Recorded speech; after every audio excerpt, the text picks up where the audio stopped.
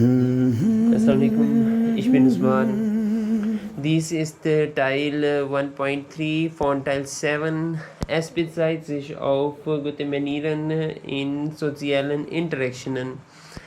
Allah sagt im Koran, macht Frieden zwischen kämpfenden Gruppen, make peace between fighting groups, sprecht freundlich selbst zu den Unwissenden, speak nicely even to the ignorant, nennt niemanden ohne Wissen einen Ungläubigen. Do not call someone a disbeliever without knowing.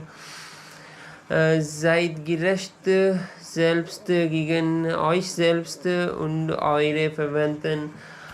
Be just even against yourself and relatives. Sprecht sanft selbst zu den Anführern des Unglaubens. Speak gently even to the leaders of disbelief.